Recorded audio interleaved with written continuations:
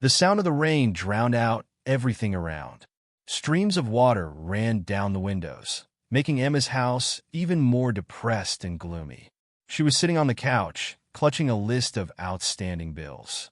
Her thoughts were racing like trapped birds, and each time they returned to the same thing. There was not enough money for this month. When there was a knock on the door, Emma started. Her heart immediately started beating faster. She knew who was standing behind the door. Don Mason was never late.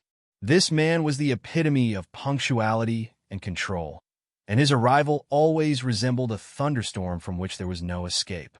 Emma smoothed her hair, straightened her plain white blouse, and, taking a deep breath, opened the door. "Good afternoon, Mr. Mason," she said with a shy smile. A man in his 50s stood in the doorway, with an immaculately pressed gray suit and a black hat dripping with water. His gaze was heavy, but there was a subtle warmth in it that made Emma feel slightly cold. "Good afternoon, Emma." He tipped his hat slightly in greeting as he sauntered into the house. "How are you? Are you all right?" She nodded, trying to hide the tremor in her voice. "As much as I can. And you, Mr. Mason?" "I'm not complaining, although this rain does not make the day easier." He glanced at the window and took off his hat, shaking off the drops. Emma motioned him into the living room, feeling her small house suddenly seem even smaller. They sat down opposite each other. Don Mason took his time talking, as if enjoying her nervousness. Emma couldn't stand his gaze and lowered her eyes, crossing her fingers in her lap. "You know why I'm here, Emma," he said at last in a calm but firm voice. She nodded, feeling her throat go dry. "Rent," she replied softly. "That's right." There was a pause, in which only the sound of rain drumming on the roof could be heard. Emma looked down at her hands and forced herself to speak. "Mr. Mason, I was unable to collect the entire amount. This month has been especially difficult." She felt his eyes slide over her in a searching way. Finally, he leaned back in his chair and folded his arms across his chest. "Emma, we've discussed this before. I can't make exceptions." His voice remained even, but there was a cold determination in it. "I understand, Mr. Mason. I just need a little time." She desperately searched for his understanding in his gaze, but instead met only cold wariness. Don Mason leaned forward slightly, his dark eyes meeting her green ones, and Emma felt her heart beat faster. "Maybe we have. There is another way to resolve this issue," he said quietly, as if casually, but every word sounded as if he had been preparing to say it for a long time. Emma froze in disbelief. She looked up at him, and their eyes met in intense silence. "What do you mean? What is it?" she asked, even though she knew the answer. "We could find it?" His voice was soft, but there was a hint of something inevitable in it. "It would be temporary, only until you find the money." Emma felt a mixture of fear and a strange curiosity flare up in her soul. She understood that his proposal meant the destruction of everything she valued. And yet there was a part of her that felt something like excitement. "Mr. Mason," she began, but her voice broke. He stared at her in silence, not insisting, but not backing down either. Emma nervously straightened a strand of hair, trying to pull herself together. "I can't compromise my principles," she finally whispered. For a moment there was something like respect in Don Mason's eyes, but then he put on his mask of indifference again. "I understand. But remember, Emma, you only have 3 days to make a decision. If you decide to reconsider your answer, we will do everything quietly and without consequences. If not, I will be forced to act." He got up, put on his hat, and headed for the exit. Emma remained seated, feeling a wave of relief and anxiety wash over her at the same time. "Thank you, Mr. Mason," she said, watching him go. "Don't thank me yet. You still have time to think." He tipped his hat slightly in farewell and walked out the door, leaving her alone with the growing storm inside him. When the door closed, Emma collapsed onto the couch, clenching her hands into fists. The weight of choice weighed on her, and she realized that in 3 days she would either have to find a way to save her family and home, or do something that would destroy her from the inside. The rain continued to pour without stopping, as if warning her of an impending storm that could not be avoided. Emma was sitting in the kitchen with her head in her hands. Her thoughts were racing like cornered animals. The rain continued to drizzle outside the window, and the sound of drops on the glass was the only sound that broke the silence of the house. 3 days. Don Mason gave her 3 days, and one of them has already passed. There were soft footsteps in the kitchen. Emma looked up and saw Alexander. He had just come home from work. He was dripping with water, and he was taking off his wet jacket, hanging it on a hook by the door. "Hi, sweetheart," he said with a warm smile, heading towards her. He bent down to kiss the top of her head, and Emma felt her heart tighten painfully. "Hi," she replied softly, trying to hide her panic. Alexander opened the refrigerator and took out a bottle of juice. "How was your day?" "What is it?" he asked, pouring juice into a glass. "It's okay," Emma hastened to reply, trying to make her voice sound confident. "And yours?" "As usual. Clients, bills, everything is as usual." He shrugged and sat down at the table opposite her. His eyes shone with love and calmness. Emma almost burst into tears. He didn't suspect anything. No worries, no suspicions, and that only made her guilt worse. How could she look into his eyes, knowing that she was hiding her shame from him? The children ran into the kitchen, interrupting her thoughts. They were happily clamoring for attention. Alexander picked up his youngest son and put him on his lap and hugged his eldest daughter, kissing her on the cheek. "Who wants pizza today?" "What is it?" he asked, and the children cheered. Emma smiled, but her smile didn't reach her eyes. She looked at her family and felt despair flare up inside her. The house that had been her fortress was about to become an unattainable dream. Lying in bed next to Alexander, Emma couldn't fall asleep. He was fast asleep with his arm around her. His breathing was even and calm, but Emma's mind was in chaos. She turned on her side and looked at him. If only he knew, she thought. It wasn't the first time the thought of telling him the truth had crossed his mind. But each time she nipped it in the bud, she couldn't destroy his world. Alexander would never have realized how close she was to accepting Don Mason's offer. Her gaze slid to the bedside table where the phone was. The idea of writing a message to Don arose by itself like a whisper in my head, just to ask what's going to happen next. She picked up the phone, but her fingers were shaking. Taking a deep breath, she locked the screen and put it back down. No, she won't go that way. But another part of her mind was haunted by it. She tried to convince herself that Don was just a man offering a way out, not the enemy. He was a man who maybe really wanted to help. Or Emma got up at dawn. Alexander was still asleep, and the children were snoring sweetly in their beds. She quietly left the bedroom and went into the kitchen, where she sat down at the table and stared at the list of bills in front of her. Plans flashed through my head, to ask for a loan from friends, to apply to the bank for a loan. But each option seemed as hopeless as the previous one. Suddenly, it dawned on her. She grabbed the phone and dialed the number of an old friend, Laura, with whom they had not talked for a long time. Laura worked for a financial company and probably knew where to find a quick loan. "Hi, Laura. This is Emma." She tried to speak as calmly as possible, although her voice was trembling treacherously. "Could you help me with one problem?" Laura was kind, but her words did not bring relief. The whole loan procedure would have taken longer than Emma had left. "I'm sorry, Emma," Laura said at parting. "I hope you will succeed." Emma tossed the phone aside, feeling her whole body fill with impotence. She sobbed, but immediately forced herself to pull herself together. Tears won't help. Suddenly the phone vibrated. Emma shuddered and looked at the screen. An unfamiliar number. "Hello?" she replied cautiously. "Emma, this is Dawn," said a deep voice on the other end. She froze, feeling her heart sink into her heels. "I wanted to remind you that time is running out. You have 1 day left." Emma squeezed her eyes shut, as if she could hide from his words. "I'll find the money," she whispered. "I hope so, Emma. But if not, remember my option is still valid." The connection was cut off. Emma gripped the phone so tightly that her fingers turned white. She felt something break inside her. There was only 1 day left. Emma was sitting in the car by the curb, gripping the steering wheel so tightly that her joints turned white. Her breathing was ragged and her heart was pounding like crazy. Don Mason's house towered in front of her, a neat, kept mansion illuminated by streetlights. It was raining again, drops drumming on the windshield, making it feel like the world was shrinking around her. I'll just talk to him, she told herself, even though she knew she was lying to herself. Her fingers trembled as she reached for the door handle and got out of the car.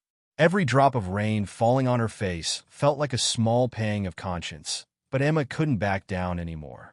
She went to the door and knocked, muffled, barely overcoming the noise of the rain. A few seconds later, footsteps sounded and the door opened. Don Mason stood in the doorway, still in the same perfect suit, as if the rain hadn't touched him. His eyes, boring and calm, studied her with predatory interest. "Emma," he said with a soft smile, "I've been waiting for you. Come on in." Emma stepped inside, feeling her heart about to burst out of her chest. She tried to calm down, forcing herself to take a deep breath.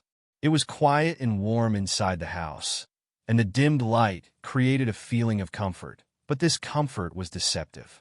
They went into the living room, and Mason motioned for her to sit on the leather sofa. Emma sat up, feeling her nerves taut as a string. Mason sat next to her, a little closer than he should have been, and his presence made her lose control.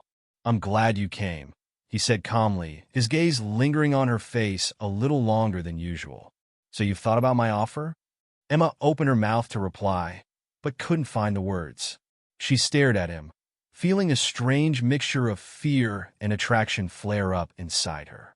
Everything seemed unreal, like in a bad dream. Don Mason slowly leaned forward, his knee almost touching her leg. She could feel the warmth of his body, his hard gaze burning through her. His hand rested on the back of the sofa behind her, not touching, but creating a feeling of being trapped. "You can trust me, Emma," he said softly, as if lulling her to sleep. "Everything will remain between us." Emma bit her lip to keep from crying. A storm of emotions raged inside her. Anger at herself for her weakness, fear of the consequences, and, most terrible of all, a strange feeling of attraction that made her breathe faster. Mason leaned closer, and his hand touched her shoulder lightly. Emma closed her eyes, trying to collect her thoughts. Her hands were shaking involuntarily, and suddenly something inside her clicked. It was as if a bucket of icy water had fallen on her. Emma abruptly rose from the couch, pushing away from Mason, as if throwing off invisible bonds. "No!" she screamed, breaking into a scream. Her heart was racing. Mason froze, his gaze turned cold, but he didn't move. "I can't," Emma whispered, wiping tears from her face. "I can't do that. With them. With him. With her husband and children." She was struggling to breathe, trying to cope with the surging emotions. Mason stared at her in silence, his face unreadable, but there was something like respect in his eyes, a brief, barely noticeable glimmer. "I understand," he said after a long pause, his voice calm, but without the previous softness. "I respect your choice." Emma felt her legs give out from the strain, but she forced herself to resist. She knew she wasn't coming back here anymore. "You have 3 more days, Emma," he reminded her, getting up from the couch. "I hope you will find a way to repay the debt." Emma nodded, unable to speak. She felt relieved, but with it came the realization that the problems were not over yet. Mason walked her to the door. His gaze was no longer so insistent, but there was still a shadow of disappointment in it. "Take care of yourself, Emma." He said goodbye and slightly lifted the corners of his lips in a mirthless smile. She nodded and went out into the rain. The water had come down on her in an icy torrent, but now the sensation was almost pleasant, as if cleansing. Emma reached her car and stopped for a moment, feeling a strange sense of victory, mixed with anxiety, sweep over her. Her fingers trembled as she inserted the key into the ignition. When the engine started, Emma took one last look at Don Mason's house. The light in the window had gone out, and now it looked empty and lifeless, like a stage set after a completed play. "I can handle it," she thought, gripping the steering wheel so tightly that her fingers turned white. There was a new day ahead, and new challenges. Emma carefully opened the door of the house, trying not to wake the children. The hallway was quiet, with only the faint light of the night light creating a soft glow. She tiptoed in and took off her wet jacket. Alexander was waiting for her in the living room. He was sitting on the couch with an open book, but Emma immediately noticed that he was not reading, but thinking. "You're late." His voice was quiet but cold. "Yes. I'm sorry. I went out for a walk to clear my head a little." She tried to speak as calmly as possible, but she could hear the tremor in her voice. Alexander put down the book and stood up. His eyes were too attentive, too wary. "Take a walk in the rain?" He squinted as he came closer. Emma felt her throat go dry. He noticed. He knew something was wrong. "I just couldn't stay at home," she smiled weakly. "I thought the fresh air would help." Alexander didn't say anything. He walked past her into the kitchen, took out a bottle of water, and poured himself a full glass. Emma felt his silence, like an invisible wall between them. She felt time slipping away like sand through her fingers. The next day was even worse. Alexander became strangely observant. He asked small, seemingly harmless questions. There was something wary in his gaze, and every time he asked, "Are you sure you're okay?" Emma felt like her world was bursting at the seams. At dinner, the children laughed, interrupting each other, but Emma couldn't concentrate on their chatter. She caught her husband's eyes on her. His eyes followed her reactions closely, and it seemed to her that he was reading her like an open book. "Are you sure you don't want to tell me anything?" "What is it?" he asked suddenly, putting down his fork on the table. Her heart sank into her heels. She forced herself to smile calmly, even though her insides were clenched. "Of course not, my love. It's all right," she replied, trying not to show her nervousness. But he didn't look away, as if he sensed a lie. Late in the evening, when the children fell asleep, Emma received a message from Laura. "Emma, I have bad news. I heard that Mason is preparing the paperwork for your eviction. Are you sure everything is under control?" Emma squeezed her eyes shut, feeling her chest constrict with horror. She couldn't believe it was all happening so fast. She still had one day, and everything was falling apart ahead of time. She didn't have time to answer Laura when she heard Alexander's voice behind her. "Who are you texting with?" Emma started and turned around. He was standing in the bedroom doorway, his face stern and wary. "Laura asked how you were." She tried to sound casual, but she knew Alexander had noticed the tension in her voice. He silently walked closer, and suddenly his gaze became even more anxious. "They told me here that you were dating Don Mason. It's true?" The world around her seemed to stop. Her ears rang. Dozens of thoughts raced through her head, but she didn't know what to say. "Who told you that?" "What is it?" she asked, almost in a whisper. Alexander crossed his arms over his chest. His gaze was cold and full of disbelief. "It doesn't matter now. What matters is that it's true." Emma felt her legs give way, but she forced herself to resist. She was seized with fear. Not only that she could lose her home, but also that she could lose her family.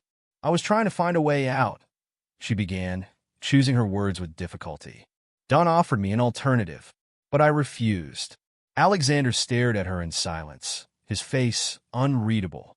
She didn't know if he believed her or not. "Why didn't you tell me before?" "What is it?" he finally asked. There was pain in his voice. "I was afraid. I was afraid that I would destroy everything we have," Emma confessed, feeling tears coming to her eyes. Alexander was silent for a long time. Then he turned away, his shoulders tensing. "That explains a lot," he said quietly, looking out the window. Emma felt her world begin to crumble. She took a step towards him, but she didn't know how to make up for this wound. At the same moment, Alexander's phone vibrated on the table. He looked at the screen, and his face paled. "What's in there?" Emma asked, but he silently showed her the message. "Mason has filed the eviction papers. You have 2 weeks to vacate the house." Emma felt the floor slipping away from under her feet. Everything she feared was becoming a reality. "And now what?" Alexander asked, without taking his eyes off the screen. Emma didn't know what to say. Emma froze, looking at the message on Alexander's phone. Her heart was pounding so hard that it seemed like it was about to burst out. She met her husband's gaze and realized that there was no escape for her now. There is no more time for fear, excuses, or procrastination. "We'll be fine," she said, forcing herself to believe her own words. Alexander stared at her in silence, as if trying to decide whether to believe her. "How is it, Emma? How are we going to do this? You kept it a secret until the last moment. Who knows what else you're hiding?" Emma felt panic creep over her, but she didn't let it get to her. She took her husband's hand, feeling determined for the first time in many days to fight rather than hide from problems. Don Mason won't get what he wants, she said. We have 2 days. I'll find a way out. I promise. Emma knew. She didn't have time for a long search for money. But there was one option she didn't want to think about. To turn to Laura again, but now not for advice, but for specific help. Laura once said that she had contacts who could give a quick, albeit risky loan. Emma dialed her friend's number. Laura, I accept your offer. I need you to contact those people you mentioned. There was a surprised gasp on the other end of the line, but Laura didn't ask any questions. Okay, I'll help. But be careful, Emma. These people play by their own rules. A couple of hours later, Emma was standing in the parking lot of a dark cafe. Laura got out of the car and walked towards Emma, followed by a silent man in a leather jacket. His gaze was cold and wary, but Laura assured Emma that he would help. This is Vittorio, Laura said softly. He'll give you the money, but the conditions are tough. Emma nodded. It wasn't the interest that worried her, just the time. They quickly signed the contract, and a few minutes later Vittorio handed her a suitcase with the required amount. Pay it on time, he said, smiling in a way that only made it worse.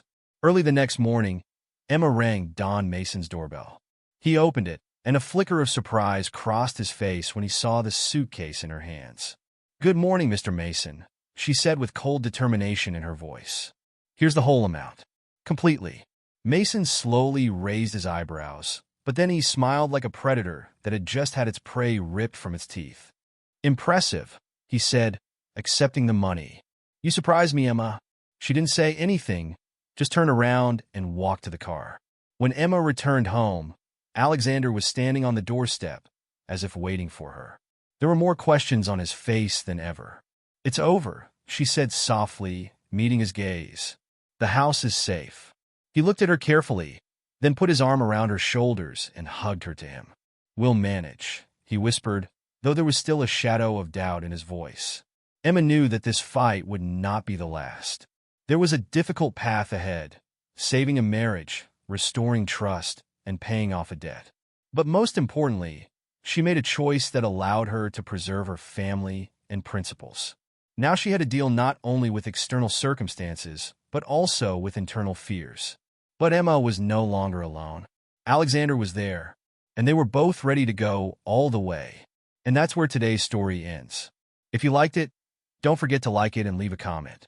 Your feedback helps the algorithms promote my videos. If this is your first time here, don't forget to subscribe to the channel. It helps me keep creating new stories for you. Thank you for watching to the end, and see you in the next video.